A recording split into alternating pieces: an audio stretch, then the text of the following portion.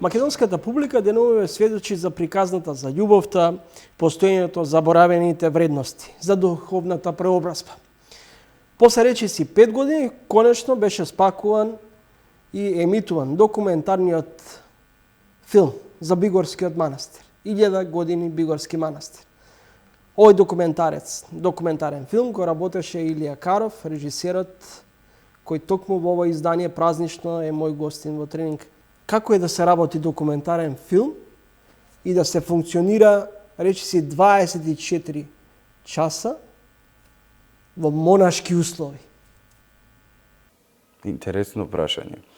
Сепак мора да имате предвид дека во Бигорски манастир не живеат само монаси. Манастирот е толку голем да има и луѓе кои што работат за манастирот, привредуваат и живеат. Мислам, тоа согласно нашата традиција се случувало и порано. Сите поголеми манастири имале момоци.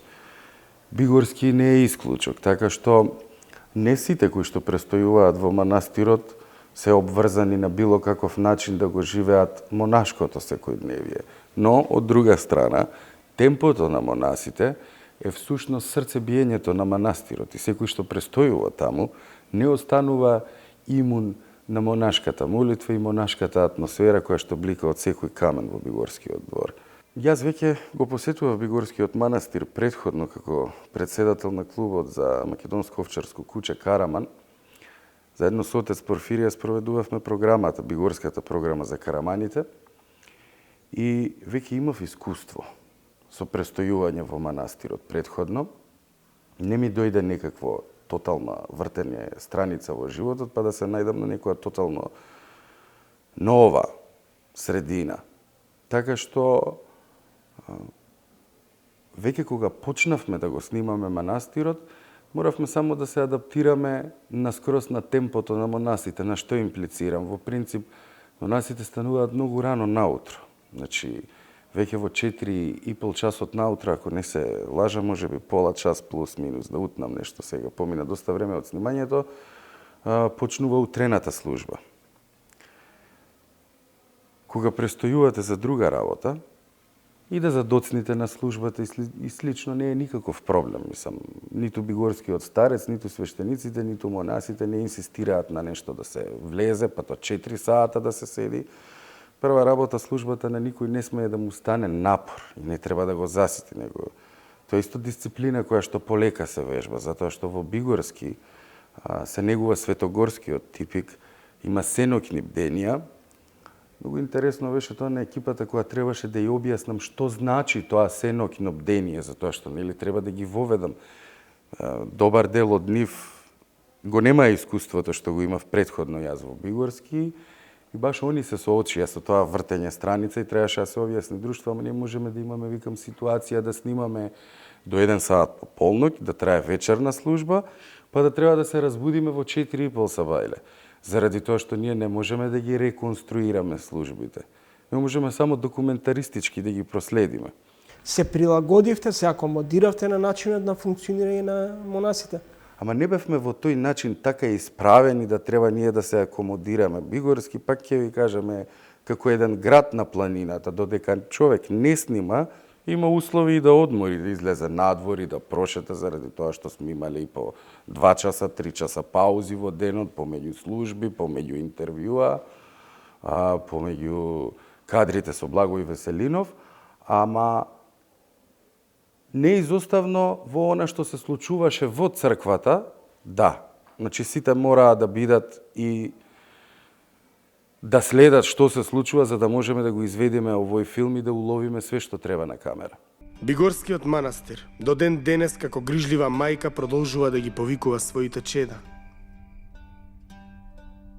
Секој што доаѓа овде е повикан да стане дел од оваа духовна средина, каде царува Христос и каде мистично слегуваат неговите прославени членови, светиите, за да се соединат со верните во божественото богослужение. Спаси се прво себе си и ќе спаси шилјадници други околу себе. Една од речениците кои многу често или најмногу ми одзвонува во документарниот филм.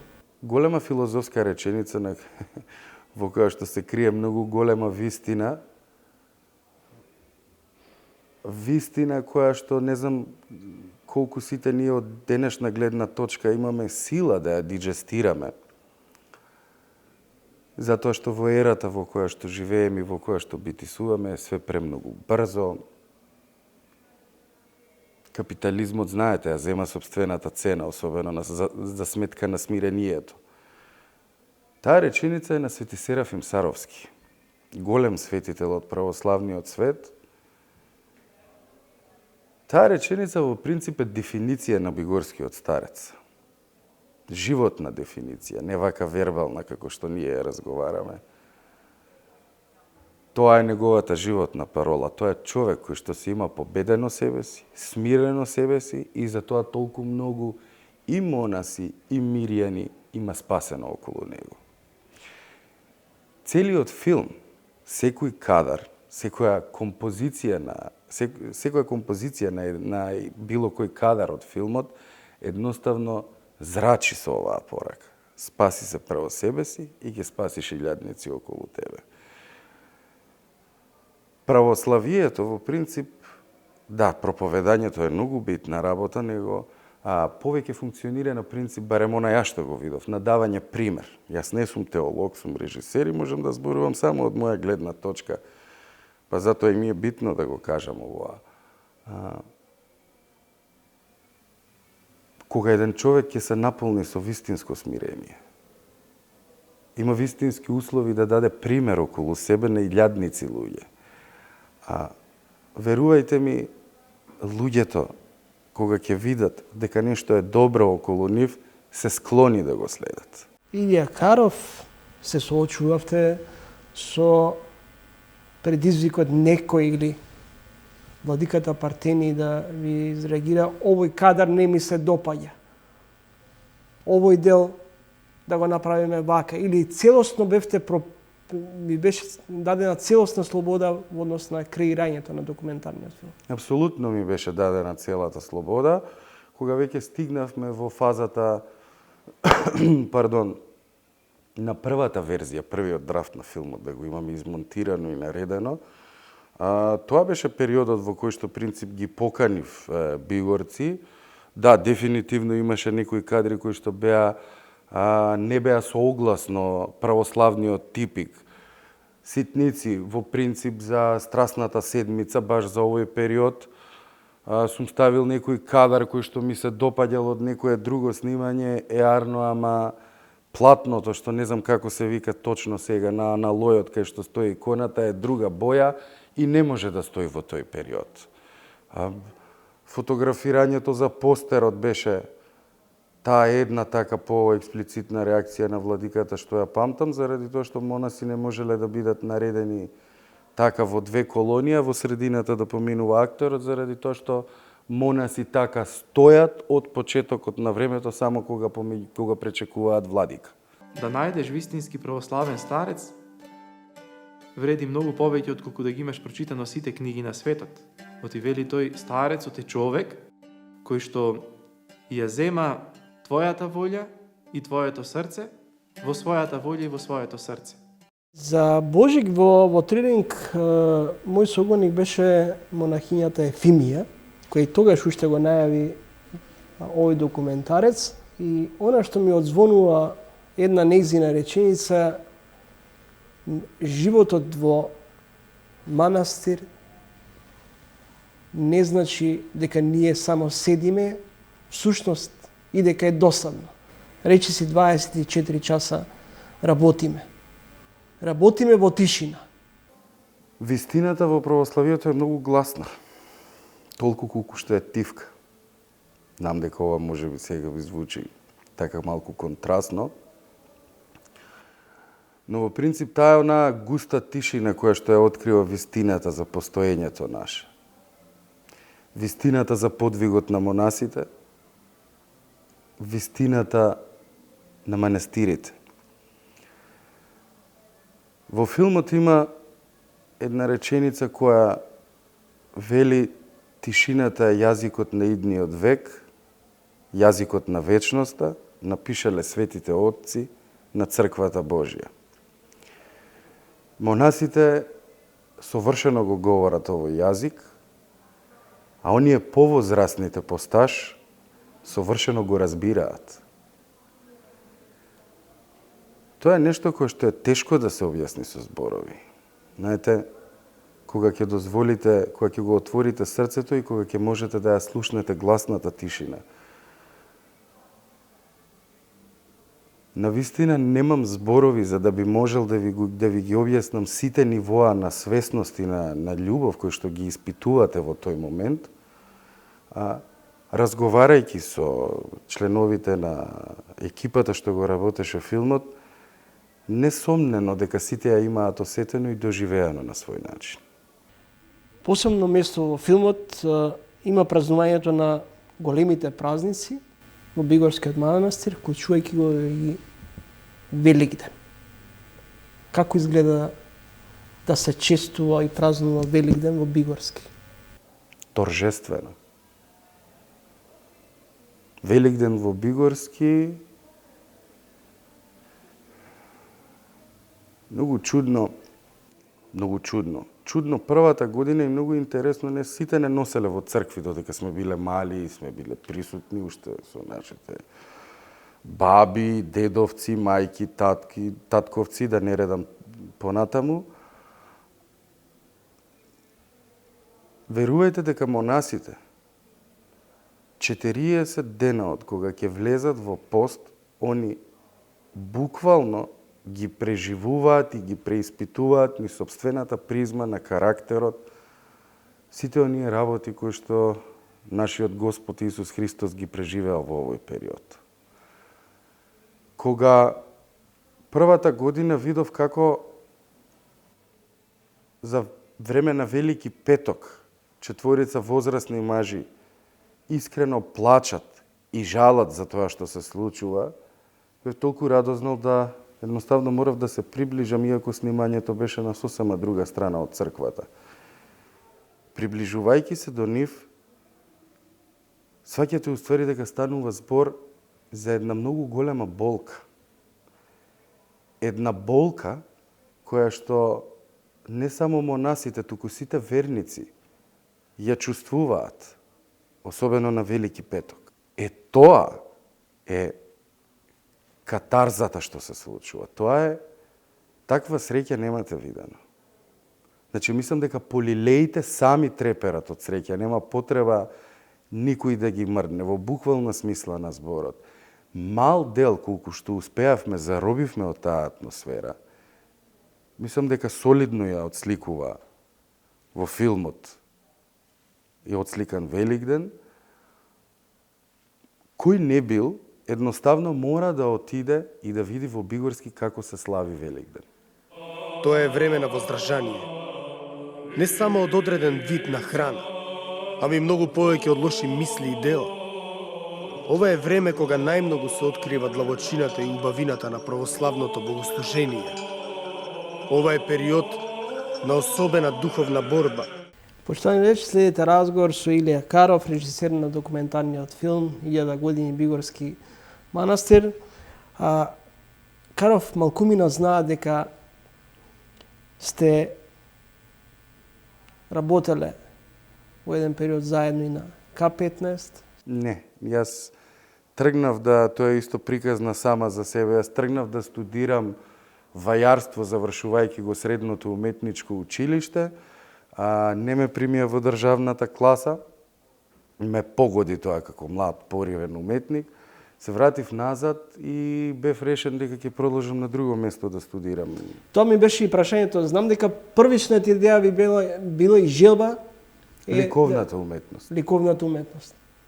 Многу луѓе наоѓаат, се сеќавам мој многу добар другар од средна школа, само што излезе од премиерата Игор Станоевски рече добро е, но не вајар.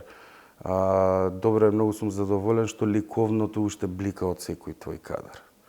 Тоа е нешто што не може да се заборави, заради тоа што мене од моја 15-та година, да кажам, ако кажам естетски ме созреа, ќе биде неточно заради тоа што до 18 години не можете естетски да созреете, него смерноста на мојата естетика ја трасира големи авторитети од ликовниот свет во Македонија. Ако не успеавте како вајар да се докажете, Дали преку режирањето?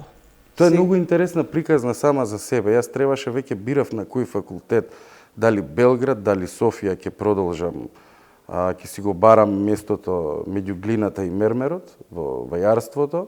Беше 4 саат попладне и со Бранко Огњановски, подобро познат како Мила Паника, седевме во канцеларија и ми вика, ајде има едно добро вино, отвори го.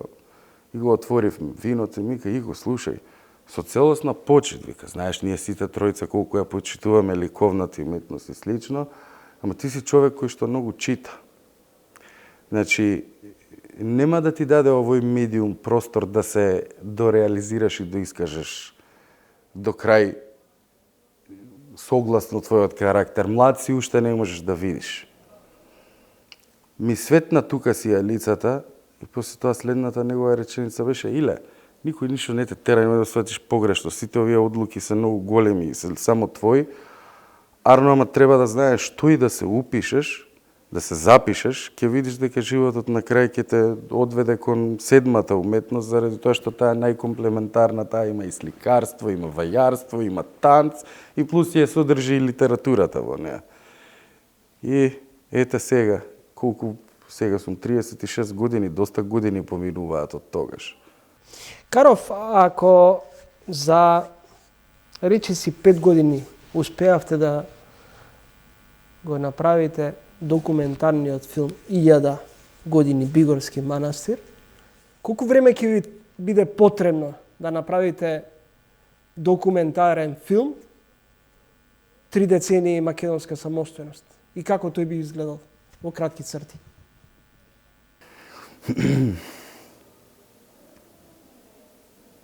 Многу тешко прашање, но во секој случај јас сум од оние автори што својата инспирација ја црпи од својата почва од кај што живее. Македонија е за мене вечна инспирација, нешто што додека сум жив во границите на оваа кожа никогаш нема да се исцрпи. Сигурно би почнал, иако станува збор за 30 години самостојност, јас би почнал од многу порано. Би почнал уште од археолошките наоѓалишта околу Лепенец, од праисториските алатки. Би стигнал тука, би помеѓу сигурно би ги истретирал Исерот од Марвинци, циклусот од 12 гроба околу Пајонската свештеничка, би придвижил према римскиот период. Во секој случај така, од призма на културата би го тоа цело спакувал и би сумирал, би поставил прашање, затоа што сите овие епохи кои што ги спомнав сега имале своја одредена општествена социологија, нели, во која што луѓето функционирале, така што би поставил прашање, би ја поставил таа цела палета, кога мислите дека на овие простори најдобро се функционирало. Би направил реконструкција на минатите општества и паралела со она што од нас сега ни се случува. Ви благодарам за изојното време и гостувањето во Трилинг. Ви благодарам и вас. Почитани гледачи, тоа беше Илија Каров, режисер на документарниот филм 1000 години Бигорски на ова празнично издание на емисијата Трилинг.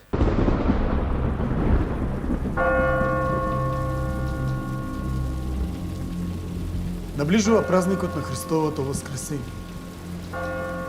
предвестен од великата истрадална седмица, која според својата содржина е најтрогателната седмица во годината. Тогаш, особено силно допираат богослужбите на Велики петок и Велика сабота, кои низ трогателните сцени и стихови моќно ја прикажуваат болката на душата за смртта на нашиот Спасител Христос.